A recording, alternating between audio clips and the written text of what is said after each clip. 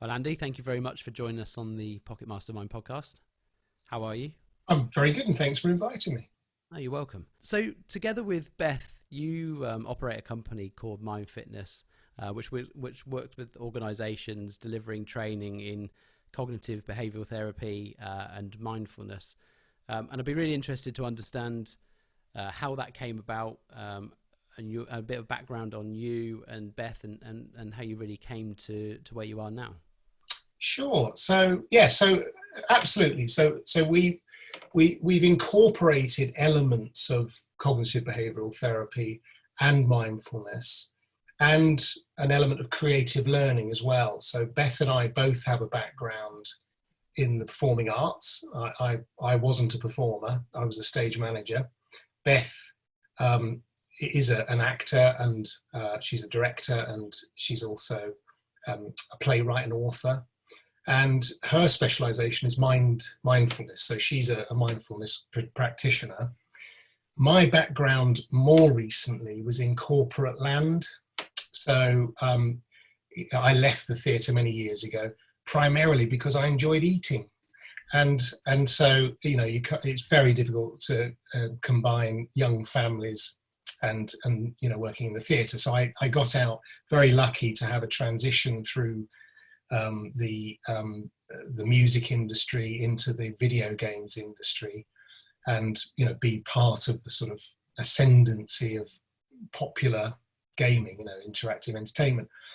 And it was whilst I was working in that industry that and I was very lucky. I had teams of people that worked with me, and a lot of my team were regularly put under a lot of stress, a lot of pressure within the job. And some people were brilliant and thrived on the pressure and loved it, and soak it up, give me more, I'm loving this, could deal with it, whilst many other people crumbled, just couldn't deal with it.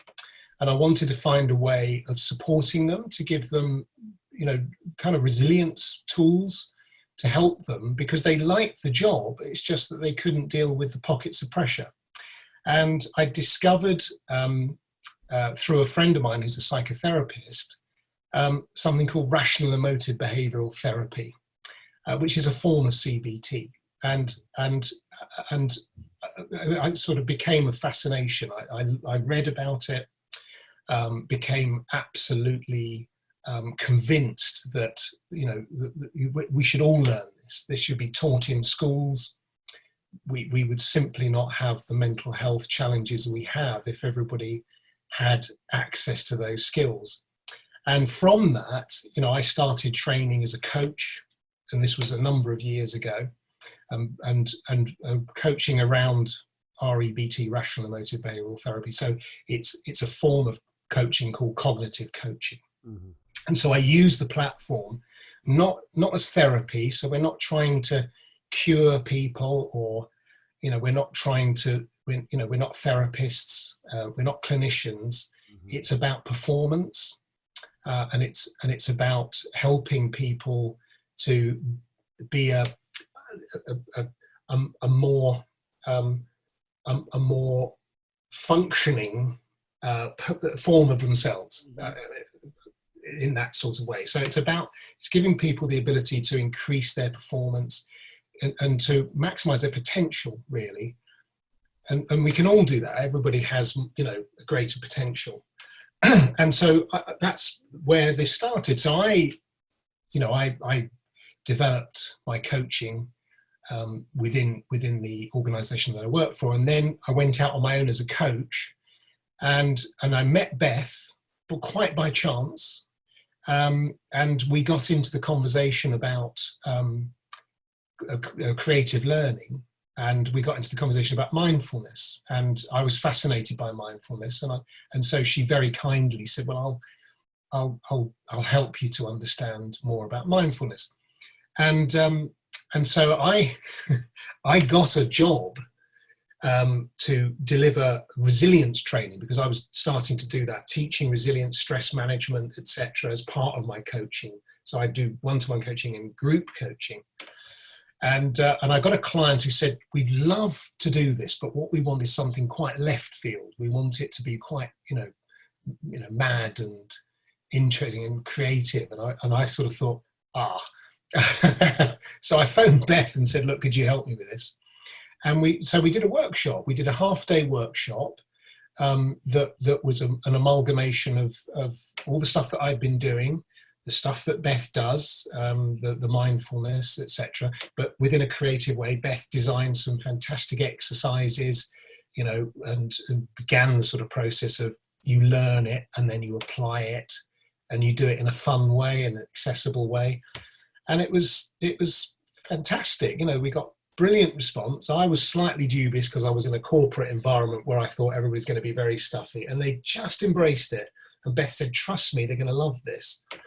And that was really the beginning of Mind Fitness. We realized that we got something where, as a coach on a one-to-one basis, my job as a coach is to teach people these skills to allow them to become their own coach. And I could do that over a period of time working with an individual to the point where they go, I completely get this. And now I'm able to, I don't need you anymore. And that's my job, to render myself redundant, basically. Is that the cognitive behavioural part, yes, kind of side of things? It's the CBT side. Self-reprogramming. So the basis of it is it's time limited. So it's results focused, it's goal based. It doesn't tend to go looking into the past. It's about now and the future. And it's a limit in terms of, you don't do this for like 4 or 5 years. Mm-hmm. I might work with a client for 6 weeks, 1 hour session a week. And this is why, CBT is offered on the National Health, but for 6 weeks, right. because the premise is that you teach that person to become their own therapist, to become their own coach. And it's very, so it's very powerful. It's skills based. So you learn the skills to do it, and then you're able to kind of coach yourself. And so the unknown bit was for us how you then put that into a kind of group environment. And so we experimented. We ran workshops, mostly in the performing arts, within drama schools and what have you, and got great results. All the time feedback, deliver it, feedback, tweak, keep tweaking. That bit works, that doesn't. How do we develop that? And slowly over time, we've developed a program. And so the program is really around changing the belief system, the unhelpful belief systems that people hold, and to understand the process that you go through to do that, which starts as being quite a sort of ponderous, plot it through process, but which in the end you just do as a thought process. It just goes like that. And the mindfulness is all about placing yourself in the right place to be receptive to do that. But also the mindfulness is around giving yourself the ability to get yourself out of these spiraling negative thought patterns, because it's about being in the moment. We very, very rarely spend time truly in the moment. So this is how it's evolved. And we've had some good fortune. We had somebody from our publishers just quite by chance come to one of our workshops, and afterwards she said, can we have a chat? And I think you have a book here. Have you ever thought about writing a book? And so we said, well, yeah, thank you. And that's how Unlock You was born. And so that's been a massive thing. And really, David, what this is about, my starting point was wanting to help people to get out of their own way.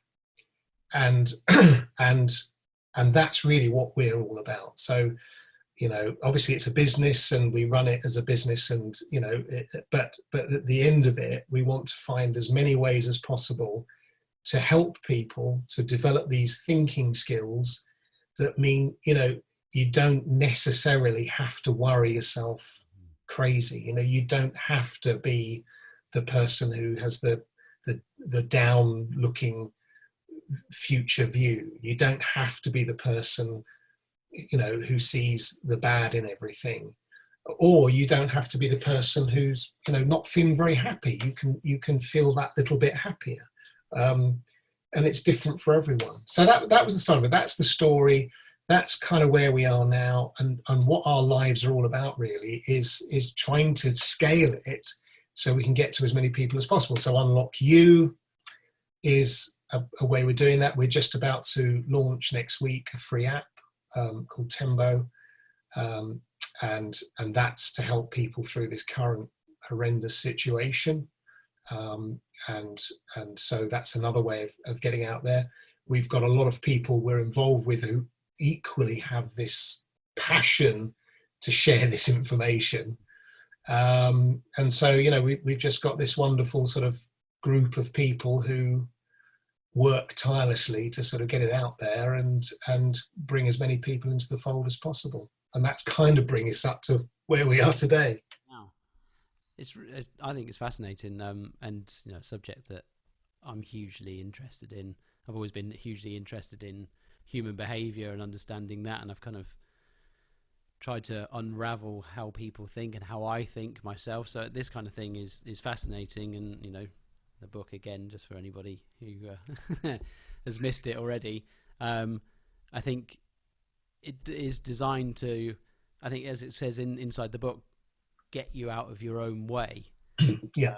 And I think one thing I've definitely spotted with watching certain behaviour in various different areas is those repetitive thought processes or behaviours or responses that seem to keep people wherever they are.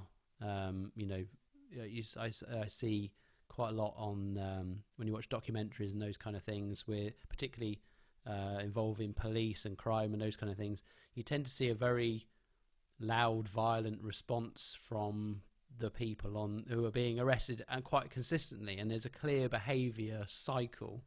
And I think something like this kind of this CBT and the mindfulness side of things that could help break that trigger response cycle, it could be hugely powerful. And this, the same is true for anyone sat at home now, stuck, not being able to get out. Right? It's kind of cyclical thoughts.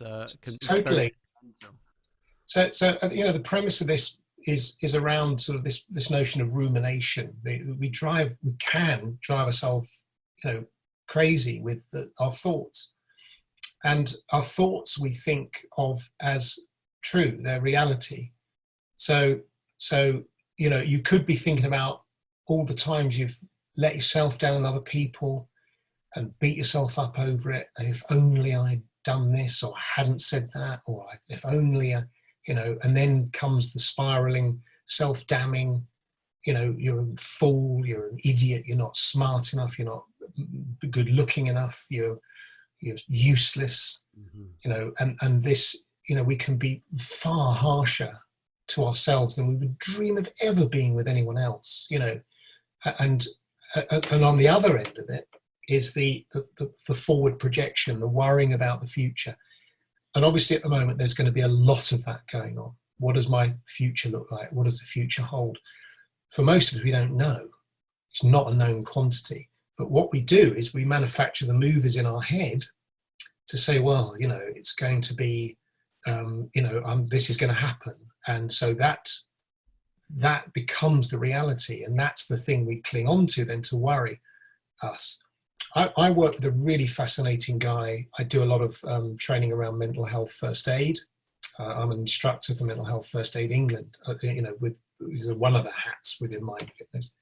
And I work with an amazing guy who's also an instructor, and he had a terrible breakdown some years ago, and his thought process. He thought that his job was at risk, and so he basically concocted a story in his mind whereby the loss of the job would mean the loss of his home, then the loss of his family, and poignantly he talks about it. He saw his demise as dying on a park bench, so he calls it park bench death. So his lowest point was him dying, alone on a park bench. And this emanated from the chance of a threat of redundancy. So, and he illustrates it beautifully, this spiral in the descent into this dark place that meant he was severely depressed. And from that, psychosis kicked in.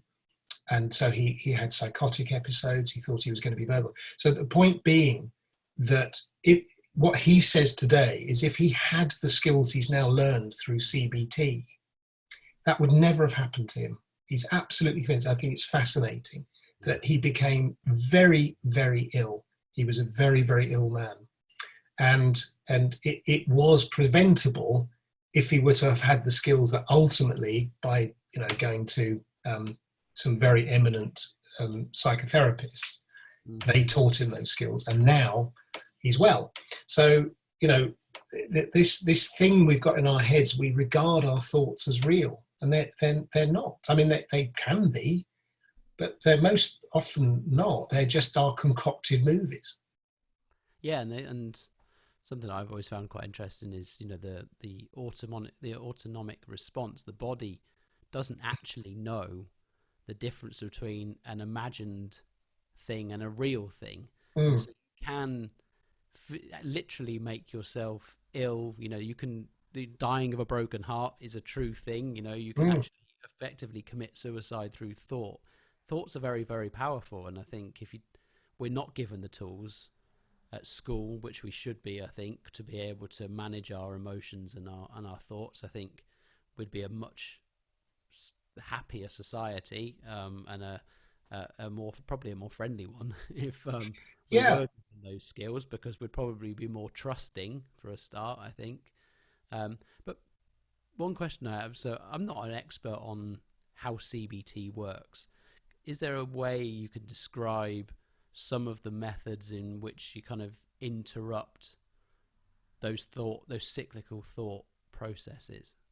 So the central plank of this version of CBT, called rational emotive behavioural therapy, which was developed in the 1950s and 1960s by a doctor called Albert Ellis in America, and it's now the recognized one of the most recognized talking therapies in the world.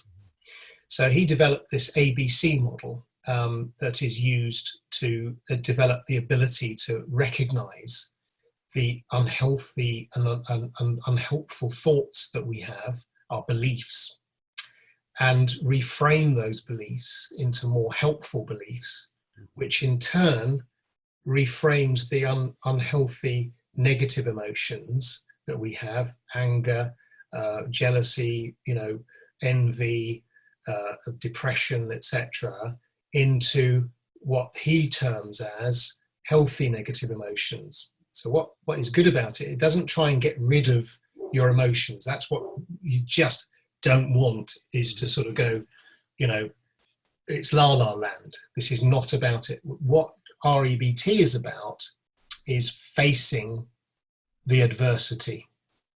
It's about understanding exactly where you are. It's in a rational way. So by using this ABC system, so the A stands for the adversity or activating event, so the thing that happens. The B is the belief that you hold about that adversity, and the C is the consequence of that belief. And the consequence could be an emotional reaction, a physical reaction, or a physiological. It could be, the way you feel, the way you behave, and the way you think through an emotion. And so by giving people the tools, so the ABC model allows you to examine the beliefs that you hold, to recognize when beliefs aren't working for you. So for example, demand-based beliefs, I must, I should, I have to, are the sort of beliefs that trip us up. You must, we all must. So these are the rules that we have about ourselves, others, and the universe, that this must happen. I must not be locked down. It is, and then there are other awfulizing. So it'd be awful if this happened, and I can't stand it. I can't stand these thoughts. So these are all extreme rigid, dogmatic based beliefs. So what Ellis says, Elysian theory, is that you turn that into into preference based beliefs. So although this is where I am, I would prefer that I wasn't locked down. I accept that that's where we are. And acceptance isn't approval, by the way. Acceptance is just going, this is where we are. I accept that we are locked down and I'm going to have to learn to make the best of it. And that's a very simplistic view of it. So it's changing these dogmatic must, should, have to, awful, can't stand it based beliefs into more mild preferences. And from that, these extreme emotions are reframed into much more benign emotions. So, for example, there's this weird thing of unhealthy anger, which is formed around aggression. That turns into healthy anger, which is about assertion, standing up for yourself, but in a calm and measured way. So it's all about, as well, not allowing the amygdala in your brain to kick in, the fight and flight. So there's a lot around that, to your point, David, that the brain cannot distinguish between real and imagined. So we react in a way that our thoughts tell us to react. So if we think that somebody has slighted us, we behave angrily. And of course, nothing is ever sorted in anger, but it can be an assertion, So that's the basis of it.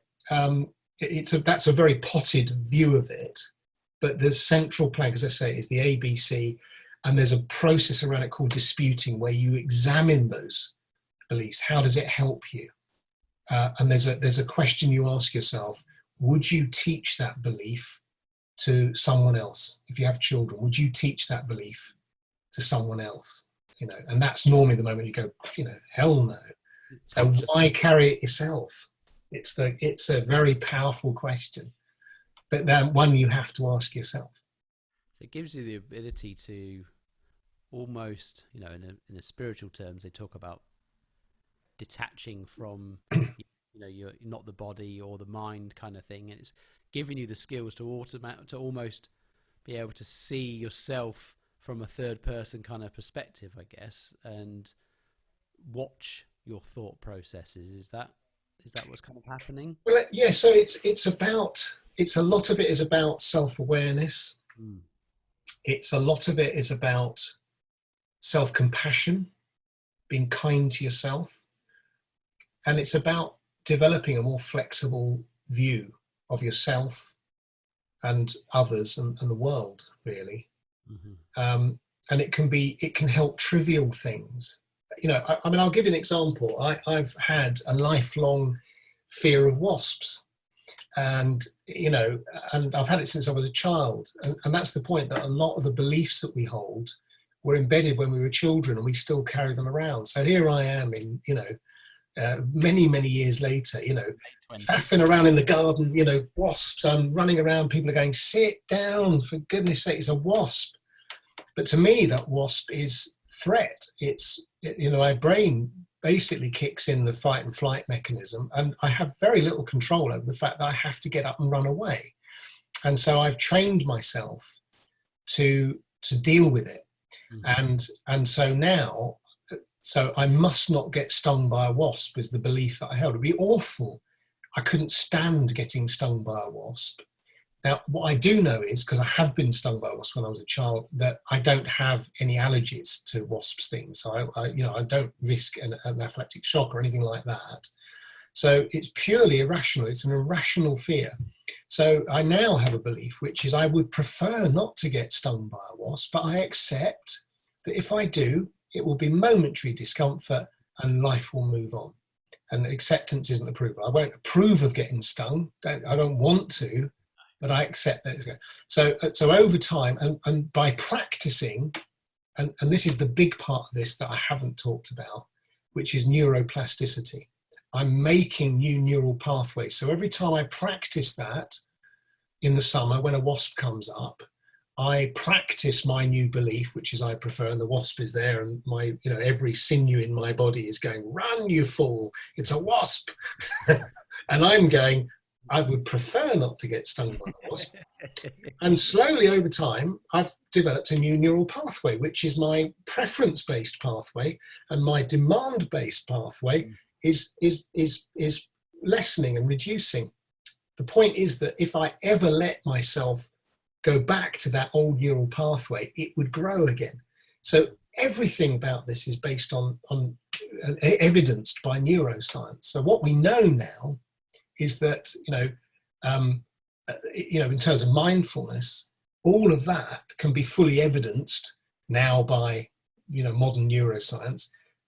All those clever people like Albert Ellis and the actually going back to the philosophers who started this, they were onto something, because now we know through MRI scans exactly what's going on in the brain to create those new neural pathways.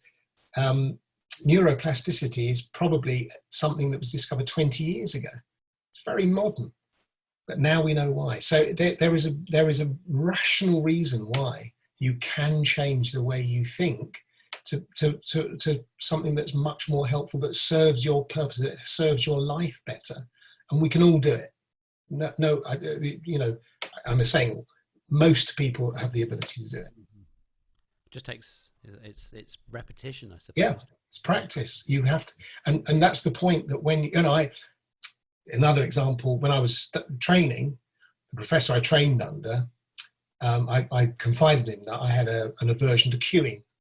So it was stupid, ridiculous. I mean, so I'd take the kids to Disneyland, 45-minute queuing. I'd be driving myself mad to go on a sort of 5-minute or 3-minute ride. It was my idea of hell. I'm the guy who turns up at a petrol station, on the light flashing, and there are 2 cars in front of the pub, and I go, oh, I can't possibly, off I go up the road. Nonsense, absolutely irrational nonsense. And so he said, okay, so what I'm going to do is I'm going to go shopping, take a basket, put one item in the shopping basket, and get in the longest queue. And when you get to the till, I want you to leave that queue and then get in the next longest queue and do that for 3 hours, which I did. And so in the end, with a new belief system, I prefer not to queue, but I accept, that sometimes you have to. I've got over it. I'm fine. I can queue now, So it's not necessarily the big things, but whatever is irrational. And the other thing is, what is irrational? I've had conversations with people who said, I'm afraid of flying. To me, it's absolutely irrational, because the plane could crash. It's very difficult when somebody says, well, to me, that makes perfect sense. So that's another, conversation. Yeah, I think there are definitely, I guess to everybody, their fear is rational to some degree, unless they're helped to see it in a different way. But that's the point, that's the difficulty, because if you've had a belief that is your truth, and you've had that from childhood, you will protect that belief, even though you know that it doesn't actually help you. It's your truth, it's the laws of your universe. And so you protect it. And so the first thing that has to happen is that somebody has to want to change. And if I'm coaching someone, and it could be, I don't know, I'm coaching somebody, I'm trying to think of an issue, but if somebody turned up and said, well, I'm here because my wife wanted me to come, because it's pointless, because that person isn't committed to doing it. They're doing it to keep peace in the home. You've got to want to change. And so obviously, from a therapeutic sense, therapists can use this very powerfully for addiction and people extreme chronic anxiety, mental health based issues, and coaches can use this for performance-based issues, and just generally helping people to do. It's getting people out of their own way. We stand in our own way, and we just accept it. I coach people and I train people. They go, well, I'm a worrier. I've always been a worrier. My mother was a worrier. And that's who I am. Warriors. Do you want to be a worrier? Well, I prefer not to be. So we don't have to be the version of ourselves that we think we are, just because we feel we've sort of inherited a trait or whatever. We can be really a different version of ourselves, a more helpful version of ourselves. There was a good line I heard from the philosopher Alan Watts. I don't know if you're familiar with any of his stuff, and he had a line that says, "The wake doesn't drive the ship." And Yes. which is a great reminder whenever you feel like whatever you're doing is being dictated to by a memory or something that has happened to you, good or bad, that you're doing, if you realize you're doing it because of a past event, it's a good reminder to realize that actually it has no bearing on this current moment or the moments that are going to follow it. And I've used that over and over again, that one line, as the wake doesn't drive the ship, because I think it's quite powerful to have that vision. And I suppose what it also says is that we have the ability to control that part of us, which, we think we're sort of blown along by the wind often, that's who we are. I think that, the notion of being able to take more control and be the version of yourself that you'd more like to be. I wish I didn't worry as much. I wish I didn't rise to temper so quickly. I wish I felt more, and this goes into, social awkwardness, and, I wish I didn't feel so shy in front of groups of people. And, it could be, one of the biggest things in coaching in businesses is people doing presentations and things. It's a massive thing, and I completely get it. It terrifies people, so many people, and the people that you least imagine it, would be terrified. People who are really bright, smart, very funny, very capable people. You put them up on a stage in front of a lectern, and it all turns, Pete Tong. And that's always interesting, because again, something kicks in there. Peer judgment, all sorts of things are kicking in there. It's mostly about, they'll see through me. I'm going to show myself up. So it's about protecting yourself from the possibility of shame and stuff like that. So it's very wide-reaching. But underpinning all of these things, there will be irrational beliefs, and if you can turn those into rational beliefs, then you take away the problem. And also bringing them to the surface, I think, to make them conscious in the first place. I think we operate so much on our subconscious mind all of the time, which is a series of these pre-programmed, often irrational beliefs and various other things that we're not even aware of the number of subconscious thoughts that are going on every single day that are driving us down the same patterns that we then beat ourselves up for doing the same things and round and round. And is that where the mindfulness part of this kind of starts to come in? Is that break from that living in the past, living in the future, and coming now and having a greater awareness of how you're thinking and feeling? Yeah, it's interesting because science tells us the varying estimates of anything from sort of 60,000 thoughts a day to 120,000 thoughts a day. So our brains are constantly firing, of course, and that's our consciousness, and also our subconsciousness as well. But and so much of that is often negative. It's not all around positive thought. It's about sort of very, very, not dark, but just not helpful thinking. So mindfulness, if you stop and think of how much time we actually spend in the moment, thinking about the here and now, and not being down here, in the past, or predicting futures, and even if we're not worrying about things, we're forward planning, which can be good. I mean, I'm not saying it's a bad thing if it is planning, but if it's worrying, that's not great.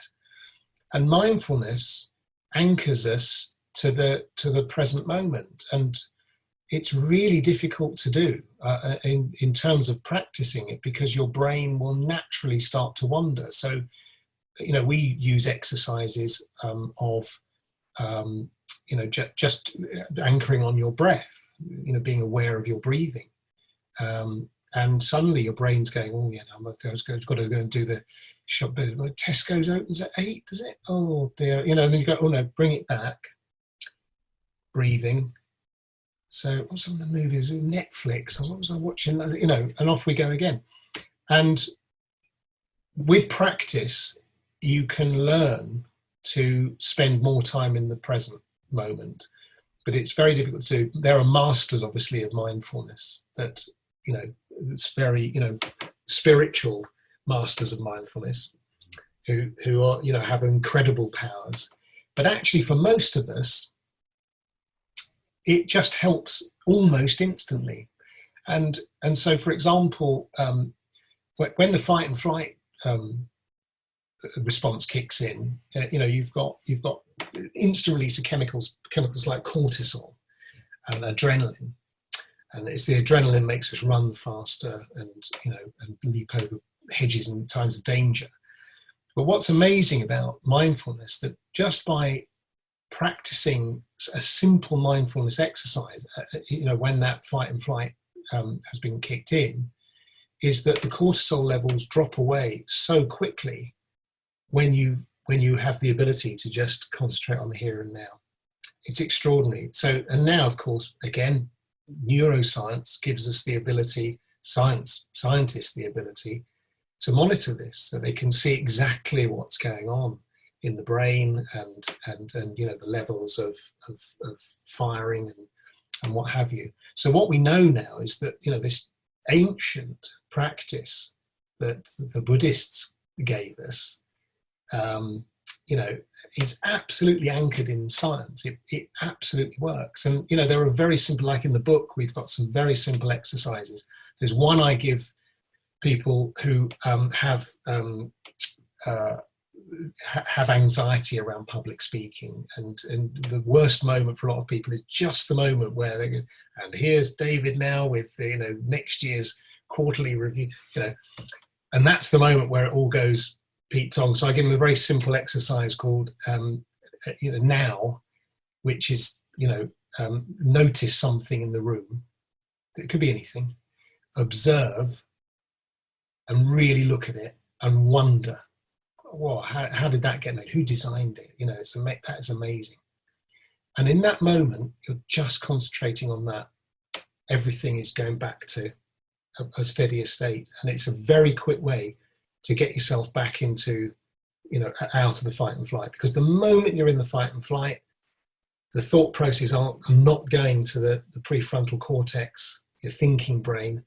It all goes. That's why you can't think what you're going to say, and you're panicking and everything else. So it just allows people to regain control. Very, very simple exercise.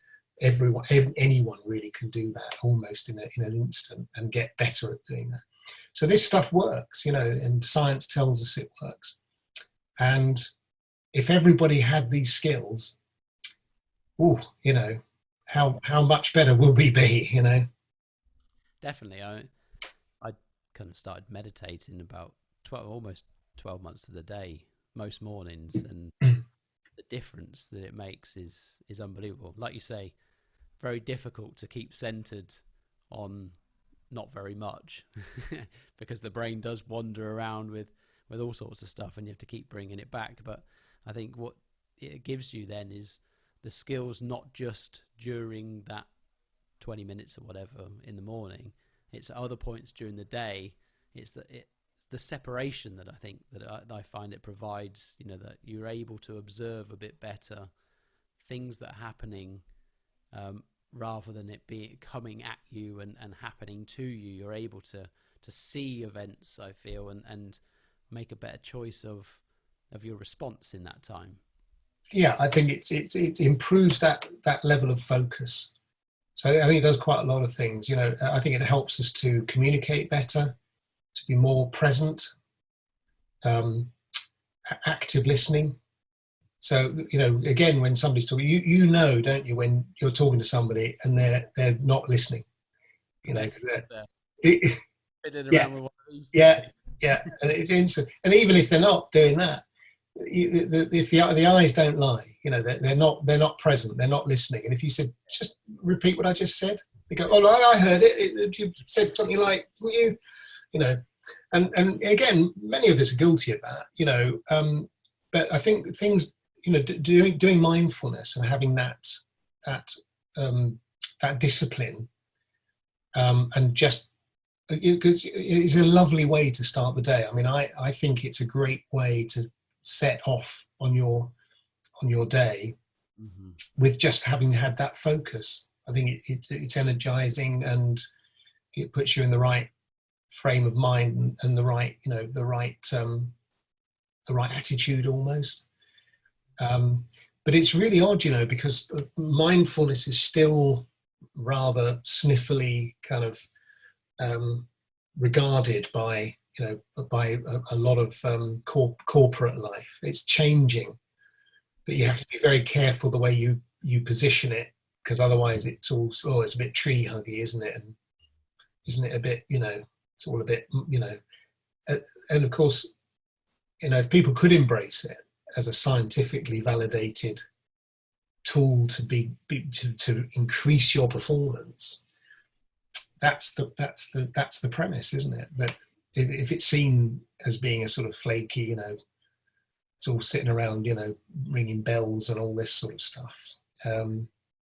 You know, it's a shame, because I think people miss out because the impression is it's all, well, I don't, it's not, probably not for me, which is a shame. It is a show. I think it's incredibly powerful. Everything happens inside here, right? My whole universe effectively sits inside my own head. Mm. And so how I think about everything, that all of the senses that come towards me, are completely dictating my experience. You know, you and I can walk through the same journey or wake up on the same day and have a completely different experience of the same stimulus that's coming towards us, right? And the great example I've used with lots of people is, some people will look out the window and say, oh, it's raining. And there'll be a farmer who looks out the window and says, yes, it's raining, you know. Yeah, Same absolutely. way. It's just entirely down to your own filter that you're putting onto things as to how you then react and feel.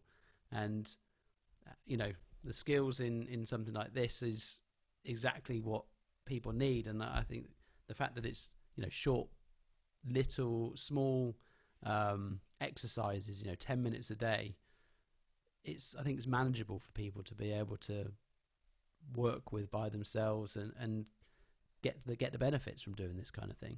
Yeah, and you know, the reality is that, you know, that there are people who will go off to some sort of retreat, for, you know, silent retreat for a week or something, and I think they're brilliant. Most people are never going to do that, but if you can give people easy access to that knowledge in manageable chunks, and not that doesn't necessitate them having to overcommit themselves. So, for example, people say, "Oh, I haven't got time for that." You know, you think, well, do you brush your teeth twice a day? Because most people do. You know, maybe a couple of minutes.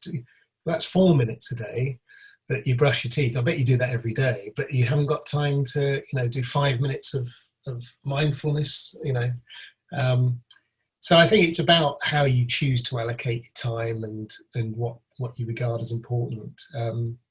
And it's interesting when you were just saying, David, about you know, when we're trying to explain the belief systems that people have.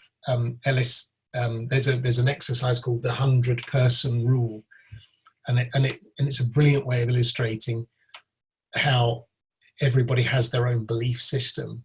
If you put 100 people in the room who'd just been divorced, would they all be thinking and behaving in the same way? And of course, the answer is no. So, you know, you'd have different view from everyone in the room, and some people will be jumping up and down and going, yes, you know, never like the git anyway. And then you'd have other people, you know, bereft and I'll never find love again, and shades in between all that.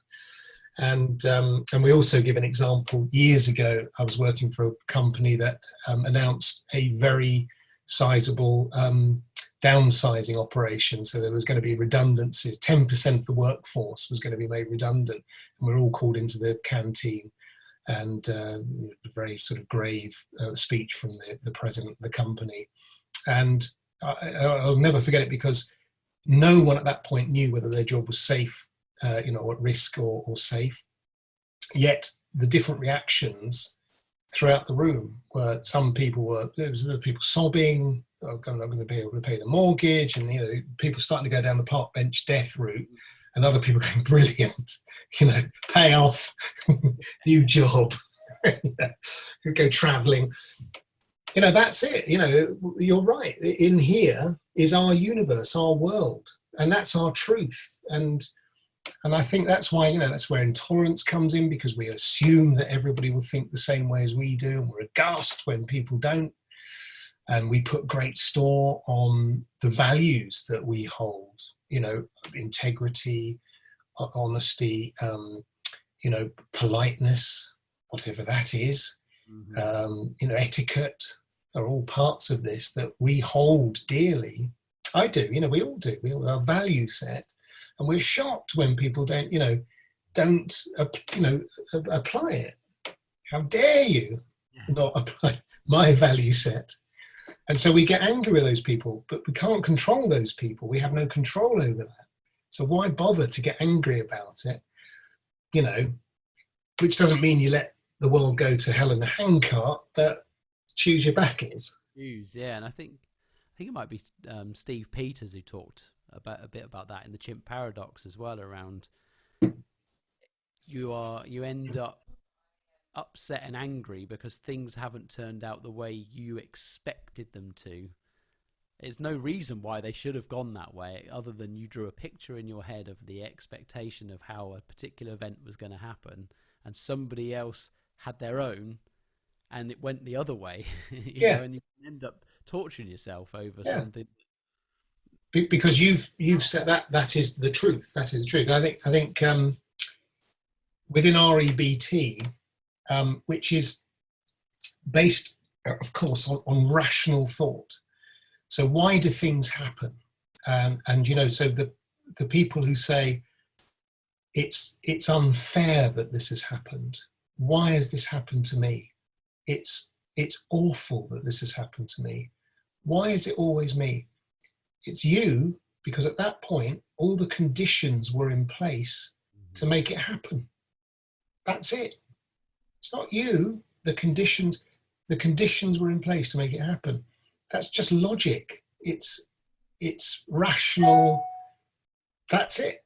Yeah. And the moment you realise that it might feel unfair, but the conditions were in place to make it happen. And here we are, with COVID-19. Why is that? It's unfair, and because the conditions were in place to make it happen, and we have to live with the situation. We have to get through and out the other side. We would prefer it not to happen, but we accept that the conditions were in place to make it happen, and acceptance isn't approval. No. And on that note, for anybody being currently impacted by this thing, and obviously there's a million ways people are being impacted, from loss of employment to being cooped up indoors with maybe large families, maybe small families, maybe small children, all sorts of things. So I guess one of the common feelings around now is probably a bit of cabin fever starting to creep in. It's been a number of weeks now. The first 3 weeks have gone by. We've got another 3 coming. And are there any kind of tips that you can give to people who are starting to feel maybe a bit anxious about being cooped up for a long period of time? Is there any little things that people can consciously think of that might help break that cycle and stop it becoming, almost claustrophobia in a way? Well, I guess it's quite a difficult one, because everybody's got their own conditions, and for some people it's it can be utterly horrendous, and we know that domestic abuse figures are going through the roof at the moment. So I'm not going to put sort of a light aspect to this at all, but So I'm talking, I suppose, about that beginning of cabin fever. So I've spoken to so many people since this started, and so the people, for example, working from home, there are some pressures around that. There are people who are, furloughed and not working. And so I think a big thing is about giving yourself some structure, having a purpose. Purpose and meaning are so intrinsically linked to, how we feel about ourselves and the world around us. Within stress, the stress curve is such that, stress is actually good for us. We need it. And to be on the stress curve, at the top of the curve, that's where the best performance is. Where, there's a bit of pressure, we perform well under pressure. If you tip over, that's where you get ill with stress. That's chronic stress. But the other way, so this is burnout, and we're all aware of burnout. It happens to a lot of executives, executive burnout, overwork, over pressure, too much. This way is what's called rust out. People aren't, engaged. The meaning is gone, the purpose. So it can happen to a lot of people in retirement. They see retirement as kind of brilliant. I'll be on holiday forever, and give it 4 weeks, and it's like, don't know what to do. And we're in a kind of enforced retirement here. So it's about having purpose and, getting some purpose and meaning back into your life. Have a plan, have some goals that you'd like to, things you'd like to achieve. Make a list of what you'd like to do. Don't make the list too long, because if you don't get through the list, it's demotivating. So have the list as a manageable thing. Structure the day, have a bit of a plan, do a schedule, and try and stick to the schedule, but build into the schedule lots of nice little moments, breaks, little rewards for getting stuff done. It could be a cup of tea and a bicky, whatever it is, whatever floats your boat, that's a little reward. And then, and then a nice sort of leisurely evening, if that's what you enjoy. So I think it's about creating structure. Be kind to yourself. That's so important. Be aware of those self-deprecating, you're useless, you should be better. And I think something really important is, instead of looking at what you've lost or haven't got, look at what you've got. So it's a bit about gratitude. Be grateful for what we have got. And a really good thing that I think works very well is either have a bit of paper and just write all the things that you are grateful for, and keep writing, keep going, because you'll get to the oxygen, food. It's a great sort of leveler to start to say, actually, for most of us, we've got far more positive than we have negative. And I suppose the final part of it is, this will pass.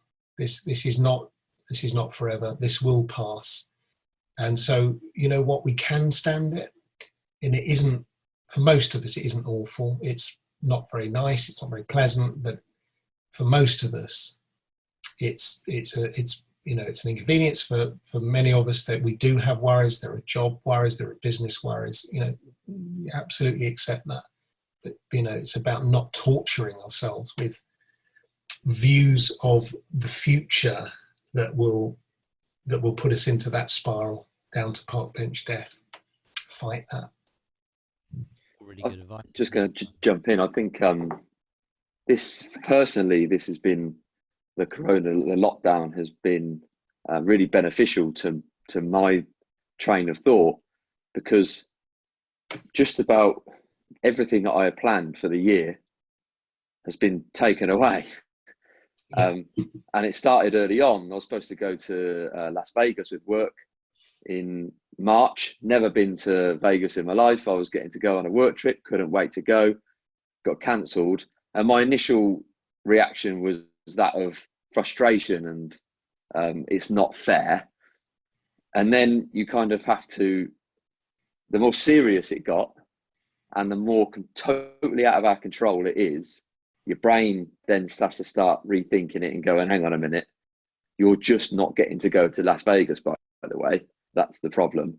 To get married in June, that's looking dicey, but it's totally out of your control, and you can get uppity and you can get the hump about it, but it's not going to change it.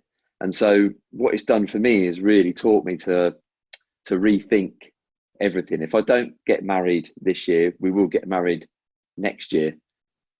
I haven't lost my job. I'm still being paid. My mortgage is still there. So you have to kind of rationalize the things that there's different boxes of seriousness, of things to lose. Yeah. And it's coping with those, I guess. Exactly that. And it's having that rational train of thought, though they are, clearly disappointing. I mean, to be planning a wedding and then have to delay it is not ideal, far from it.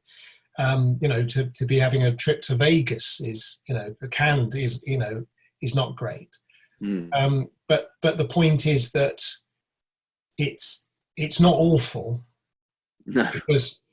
because I mean, again, just to put it into context, there's a marvelous exercise. So I'll say to you, Steve, how awful would it be if you have to delay your wedding until 2021? So 0 is not awful at all, to 10 it's really awful. Where would that sit? 6. 6. Okay. So let's look at another scenario. So your partner is in a very, very serious road traffic accident. She lives, but she's critically ill in hospital. 0 is it's not awful. 10 is it's awful. Where's that? 10. 10. So where now is the wedding? It bears its insignificance. Yeah. So it's about reframing. It's about a comparison. But that's a really powerful way, because I use that as a tool for people who are seriously concerned. I go into businesses where there is redundancy going on, and for a lot of people, redundancy is terrifying. I know that. I've been there. It's a terrifying thing, especially if you've been in an organization for a long time. And, for a lot of people, redundancy is 8 on that scale. Oh, it would be an 8. And then you go through that scenario, something horrendous, horrific, and redundancy goes to 1. And again, it's about reframing the thoughts that we have and taking that awfulizing element away. But the other aspect of REBT is that it can help people who are in trauma, who have had absolutely horrendous experiences, people who've seen the most appalling things, because what it does is it helps people to take the negative emotions out of it, or the unhealthy negative emotions out of it, and reapply healthy negative emotions. And by doing that, you take a lot of the pain out of it, if that makes sense. So this is used in the most extreme cases of people who have had dreadful experiences, and it's very effective, and is used extensively in therapy for people who've experienced trauma. But it can also be used for just the day-to-day stuff in life as effectively. The same principles apply. And if we all learned this before we went to secondary school, if every school in the land delivered this training in, we'd come into the secondary system and then into the university system or into the job market so much better able to cope with life's adversity, because life is generally filled with a mix of adversity and opportunity, and we get tripped up by the adversity. I think anybody in a position in leadership, so whether you be a teacher or whether you be in management, should have some coaching in this exact field, really, to be able to teach children that things go wrong. Things don't always work out exactly how you picture them in your mind. But also when you're in the workplace, of just being able to G somebody up and unlock their potential to be better at their job or to do presentations. Or I work for a company where I developed a huge fear of doing presentations before, to a point where I felt like I just couldn't do them. And the response from the management within that company was really negative. There was no positive, no training, and it spirals then, just spirals into a sense that it's me, as I can't do this and I'll never be able to do this. But I feel like if management had the skills to be able to just plant little seeds in the brain that you're capable of whatever you put your mind to do, there's so much more successful people. And so, yeah, I mean, I couldn't agree more, Steve. And what we're talking about is helping people to develop their emotional intelligence. We all have that. We all have a degree of emotional intelligence. But the benchmark for most people is IQ, which we're aware of, the intelligence quotient, but the emotional intelligence aspect is underplayed. And emotional intelligence is a massively powerful tool. So people who have the ability to read other people well, to be able to respond well to other people in line with that person's situation, people who have social skills to be able to manage situations, it's incredibly powerful. And the amazing thing is that using the skills that we're talking about here, you can increase your emotional intelligence. We all have that ability to have a higher level of emotional intelligence, which then allows us to increase our performance. And when you look at people with high emotional intelligence, the leaders who can stay calm in a crisis, who know exactly the way that an individual would need to be treated in a given situation. I mean, so I'm just thinking, Alex Ferguson, I'm a big footy fan. Alex Ferguson had an amazing ability as a man manager, that he knew with each of his players what each player would respond to. So some of them needed the hairdryer treatment, as it was famously called, where he would, scream and shout and bawl them out.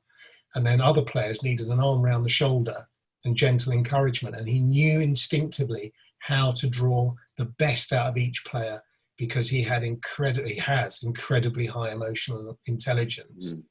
And he used it to his advantage and the players' advantage, and of course became, probably arguably one of the greatest football managers the world has ever seen. So emotional intelligence is such an important thing, but undervalued a lot in business, and undervalued a lot in society. So, I think, again, what we do in Mind Fitness really is to help people to increase their emotional intelligence. And with that, you're increasing your psychological resilience.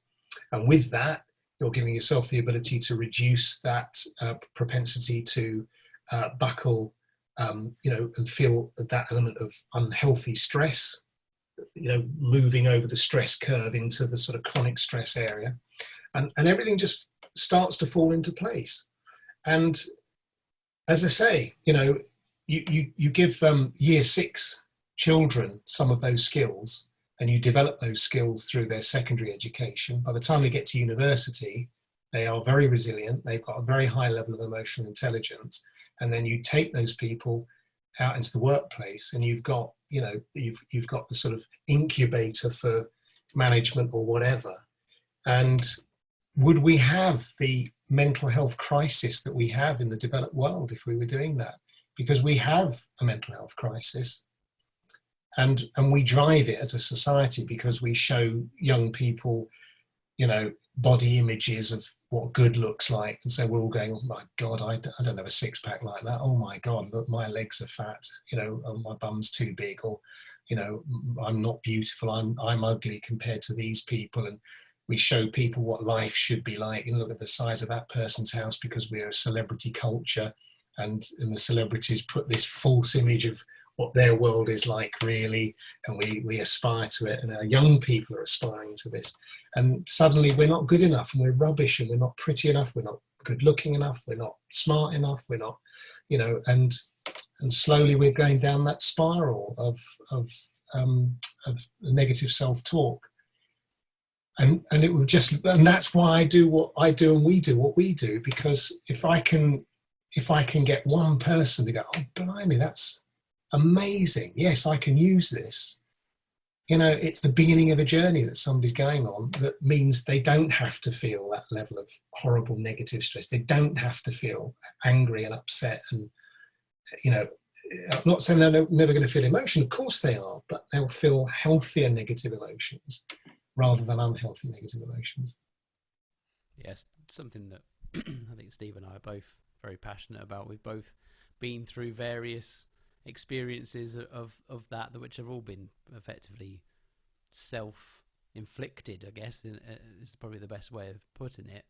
And fortunate enough to, through different mechanisms, I suppose, have found our way through it. And because of that, you know, one of our things around starting the Pocket Mastermind, is about breaking cycles, regardless of what that cycle is now, whether you're just stuck and living from Monday to Friday, waiting for the weekend, dreading the week, spend the whole weekend dreading Monday coming back round, or whether you're in a criminal cycle, or whatever that cycle is, it starts with, you know, planting that seed that there is something else outside of the glass box that you're currently living in for whatever reason you got there. And I think this is why I love this stuff so much, is because this is kind of breaking that. This is breaking cycles too, right? Everything is that mental cycle, and I think I'm hugely supportive of what you're doing. And when I got introduced to you through a mutual friend, immediately fascinated, and anything that we can do to help kind of get this message across, because I do think, I keep waving this thing around, but I think having a handbook that people can turn to that can actually intervene and make a difference for the price of a book is incredibly powerful and incredibly valuable, and probably the best £10-12 or whatever it was to buy that people can probably spend at the minute. Yeah, I mean, that's it. And what we tried to do was consolidate the Mindfulness program into a book form that took the reader through that logical path. You know, a lot of it is about understanding, and just, you know, understanding the science bit without being overly, you know, without overly labouring it, because I think, you know, it's quite difficult to learn about this without going down a sort of really dry academic route.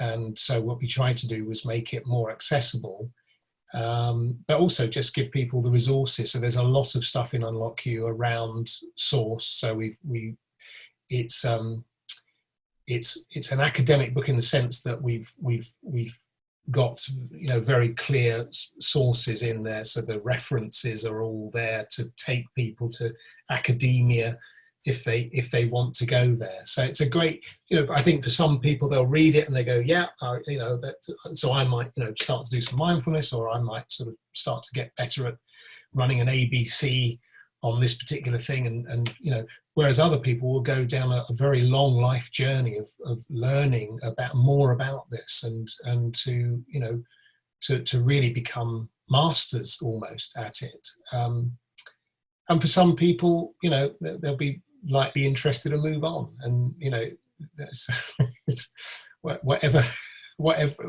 way works for you.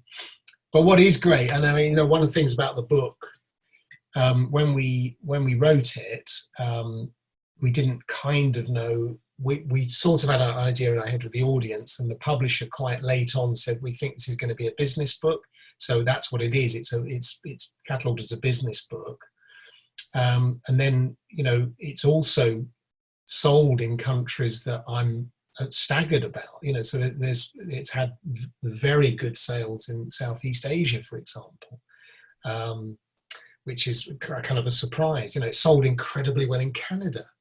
And so there have been quite a few surprises about where it's got traction, not because it's been promoted heavily in those areas, but because I guess, people have stumbled upon it on Amazon, or, it's sold in local bookshops and that. And I guess it just speaks to a certain type of person who's looking for answers. So it's encouraging, it's good that we've managed to scale it further, because obviously our challenge is there's only a few of us. And so when you do live work or whatever, you're only ever going to get to a certain number of people. So then the book, Unlock You, has come out, and then we can get to a wider group of people. And then next week we're launching Tembo, Use Tembo, our app, which is specifically for the COVID-19 crisis. And that is free and as a resource that people can download and use, from the get-go, and it will keep building. And so again, we're lucky to have a group of people of similar mind who just say, how can we get this message out there? How can we help people? And now is the time, because I think we are hurtling towards a mental health time bomb, and anything that we can do to give people tools to help them through this and come out the other side, I think is, it's time very well spent. Definitely. And like I said before, we're fully behind this. And I think, another thing that's great about this is that I think often on a subject like this, you end up with loads of stuff to read, and it's a good manageable size. It's not 3 inches deep. Yeah. It's something that's actually, you can pick it up and you can follow it, and you can go a chapter at a time, and it's practical, easily digestible advice. And I think that's probably why it's taken off, is word of mouth. I think these kind of books tend to get passed on as recommendations quite rapidly, because it's written in English and easy to follow and implement. Yeah, we've written it to be accessible. It's as simple as that. And we've written it in a certain tone that, hopefully that people will find accessible. It's not too dry. And we've tried to use practical examples and realistic life examples where we've used them. So, and we've also tried to show that life can sometimes trip us up in the most banal situations. It's missing that bus and it's raining, and you're in a terrible mood and everything goes wrong, and your mind starts to take you down that rabbit warren of, you fool, you idiot, and you should have, and so we're trying to use practical examples throughout the book that I guess most of us will identify with. I certainly do, and to give, so it's not about massive issues. It's not about, it's not about the big things. It's about the little things that trip us up and that make us get in our own way. So, and that's why it's kind of called Unlock You, because we all have the ability, and if you can find that key, the way of unlocking your potential, it's the beginning of a journey. It's a lifetime of that, improvement, if you like. No, it's really good, and I hope lots of people listening to this would have gained something from the conversation, but also look a bit more into Mind Fitness. They can find you online, and also look into the book. We'll have details how people can get in touch with you on our website as well, both links to Mind Fitness and also to the book, which is available on Amazon and everywhere else. Is there anything else you'd like to add before we wrap up?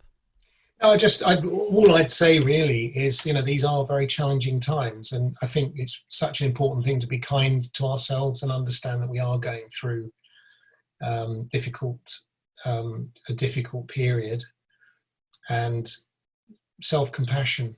You know, stop the self-deprecation. You know, help yourself. You know, that's a message I'd say loud and clear. Be kind. Let's all be kind to ourselves. Great message to end on. Absolutely. Andy, thank you very, very much for your time. Thank and you. I'm sure we will speak again in the not too distant future. Yeah, it's been a pleasure. Thank you. Cheers.